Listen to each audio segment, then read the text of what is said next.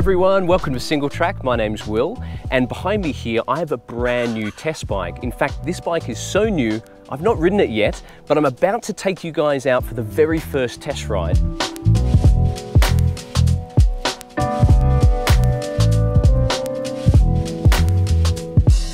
Now, as usual, if this is your first time joining us, make sure you hit that subscribe button so you get notified of all the new videos we have coming your way in the near future. For everybody else, welcome back to the show. Right, so the bike in question here, we have the Whyte S-120. This is a 120mm travel 29er trail bike. It's sort of a burly XC / lightweight trail bike, but in typical Whyte fashion, it has some pretty radical geometry, which I think makes it rather special, at least on paper anyway.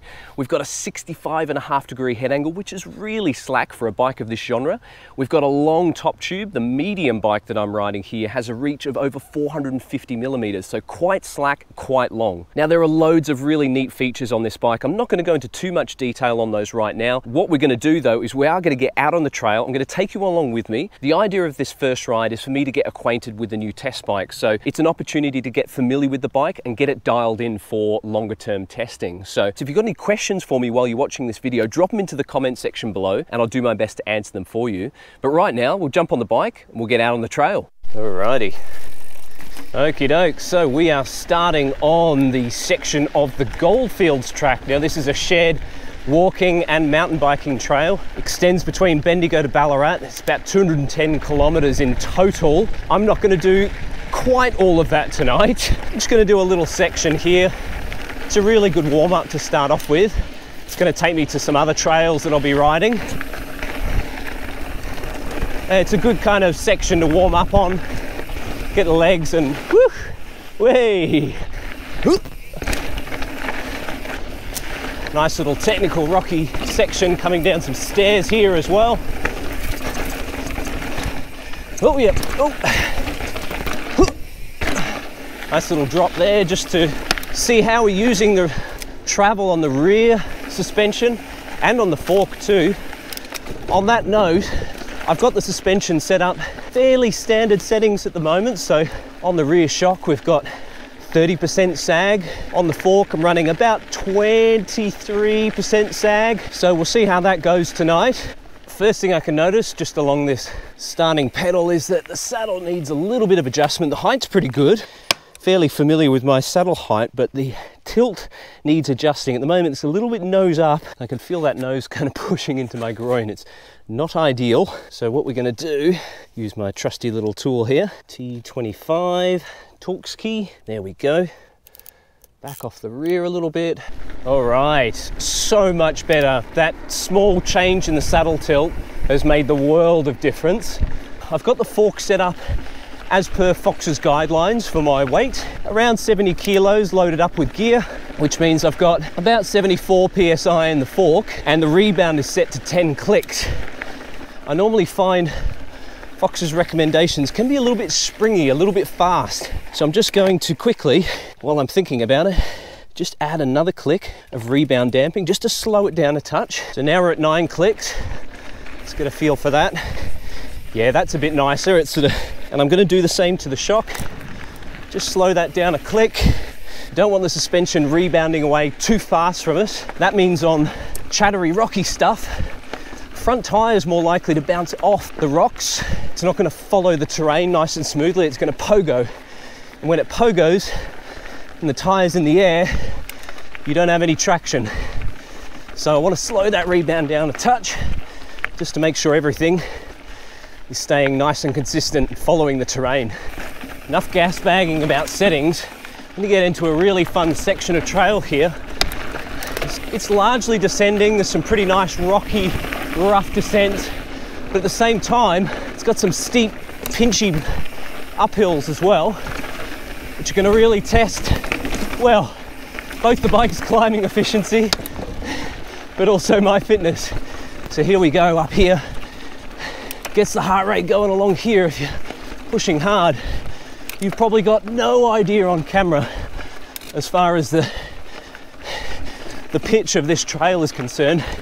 It's not hugely steep, but it's, I can guarantee you it's a lot rougher than it looks on camera. Woo! Oh yeah! Here we go. Oh, that's fun. This bike is zippy. Remember, this is the first time I've ridden this bike off-road. Now, I'm particularly excited about this bike because the geometry on here for this category of bike is mental. It has a 65.5 degree head angle and a 456 millimeter reach on the medium. The extra large is over 500 millimeters. So it's very, very long in the cockpit. Now, Whyte has counteracted that with this short little stem.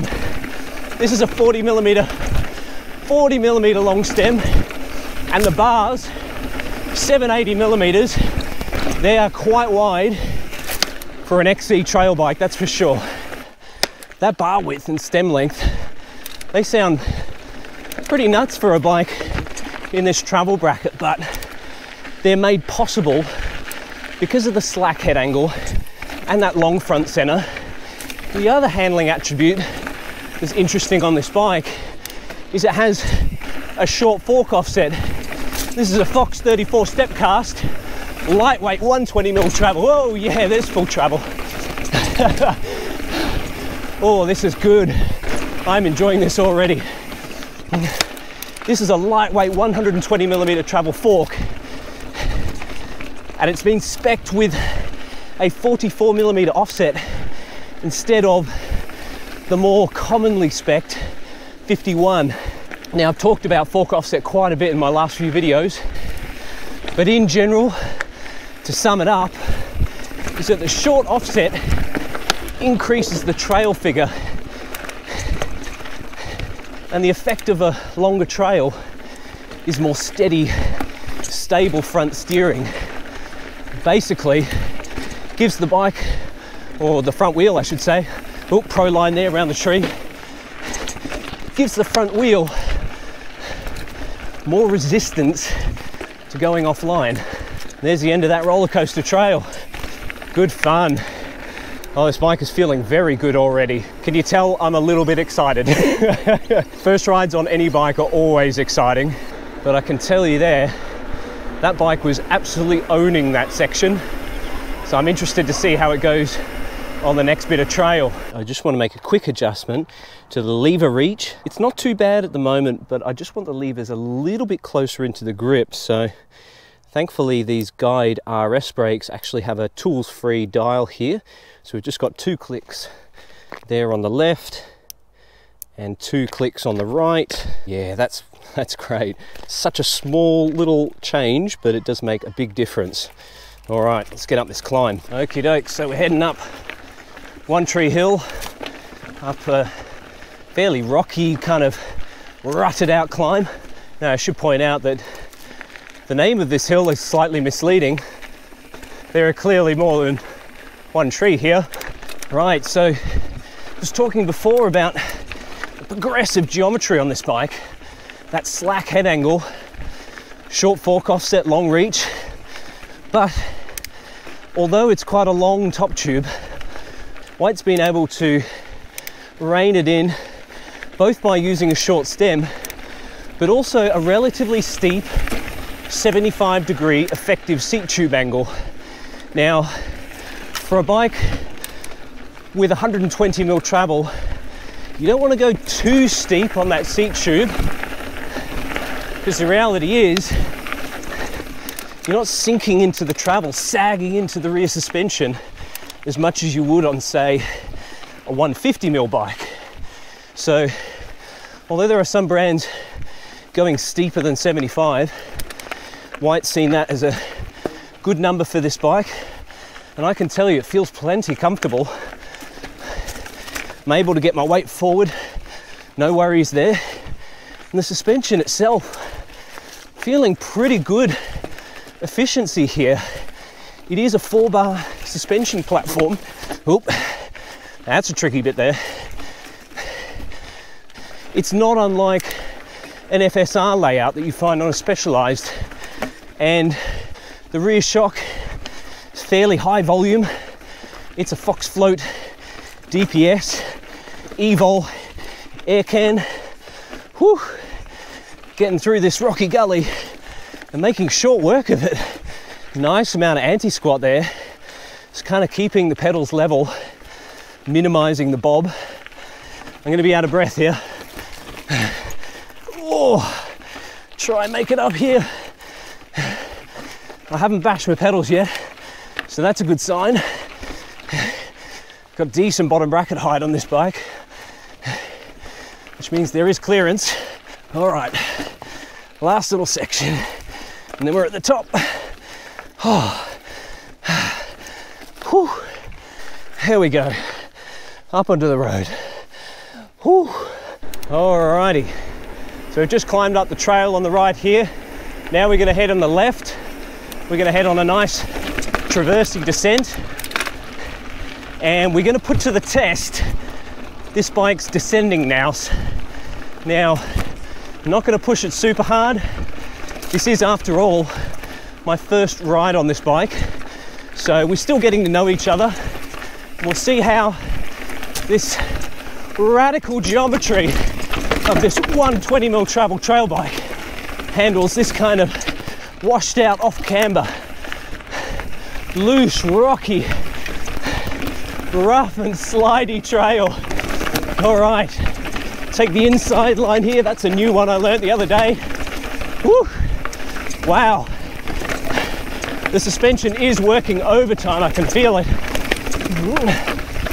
I'm still getting good feedback, particularly. Woo. Whoa, almost washed out there.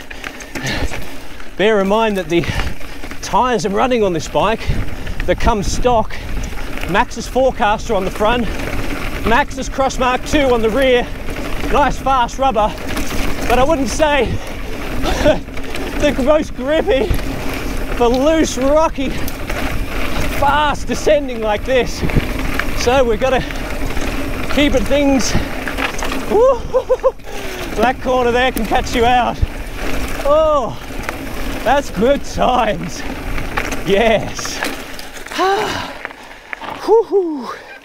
Well, that is a lot of fun. I love that descent, and for first ride on this bike, felt pretty comfortable kind of opening up. I have to keep reminding myself though, these brakes are definitely not bedded in yet. These are brand new brakes, and they're Giant RSs. Normally they have really good power when they're bedded in correctly. So I was learning that about halfway down the descent.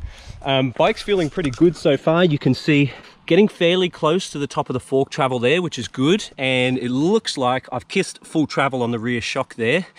That might mean I need a little bit more pressure in the rear shock just to reduce the sag and give a little bit more support for that bottom out, or to prevent bottom out anyway. But the fork's feeling pretty good. The whole bike's feeling pretty good. So I've got a bastard of a climb to come up, and then I've got one more descent. Yeah, so let's get this climb over and done with. Oh man, this climb does not get any easier, that's for sure. I think it's called Lungbuster, which is a pretty appropriate name really. Now you won't be able to tell on video, but the percentage grade here, actually I don't know what it is, but it's really bloody steep. Oh. And it just keeps going on and on and on. I just want to get to the top. Whew. All right. Now we've got another descent coming up now. Finally at the top. Thought I almost wasn't going to make it. Get to this descent, make it all worthwhile. So this is also pretty quick. It's a bit more straight line. We do have a couple of cool corners through here, but they're really washed out rocky gullies, which you're going to see fairly soon. This is a really common test track for me. I find it's a really good tester, particularly of front end steering and stability, because a lot of these rocks will send the front wheel offline. There's no question about that. It's just how badly it gets sent offline and how easy it is to bring it back. And here, holy moly. Woo-hoo-hoo. Oh, this bike is floating down here and getting faster, and these rocks get really sharp here. I've got to be careful because I don't want to puncture. Oh, holy moly, this bike is so composed, and it only has 120mm travel. And It has a bloody Maxxis Crossmark 2 tyre on the back of it, which is a cross-country race tyre. Oh, the Forecaster on the front is not exactly my favourite tyre either. But this S120 doesn't really care. It's got great weight distribution. Woohoo! Oh, that's rad. All right, there we go. That's the final descent. And that was a bucket load of fun. I think this bike is going to shred these stock tires really quickly. It was absolutely barreling down there. Definitely wanting some slightly more robust rubber on this bike. But yeah, early impressions are very, very good. This is quite a nice nimble bike to ride. It's actually got a fairly short back end on here, 430mm chainstay length. So along with that short stem and wide bars, it kind of keeps the bike fairly agile and nimble. So it's kind of easy to throw around on the trail despite being so slack and so long. So already feeling very, very good. A few different things I want to tweak on here. I may look at some different tires, but aside from that, we might add a little bit of pressure to this rear shock. We've got about 160 PSI in here. I might go up to about 170 just to give a little bit more support. Did hit full travel a couple of times on that ride, so a little bit more pressure in the back might work. Fork is feeling pretty good though. I'm pretty happy with that. And to be fair, everything else is feeling pretty good. There's nothing glaringly obvious that needs adjusting or changing on here. So a little bit of suspension tweaking, but I think we're not far off there. I'm gonna be riding this for a good few weeks, and you'll be able to see the full review on singletrackworld.com. Drop any questions you got into the comment section below. Let me know what you think of this bike. If you've enjoyed this video, please give us a thumbs up. And if you haven't done it already, make sure you hit that subscribe button. Otherwise, that's it from me, and I'll see you guys next time. Tooroo!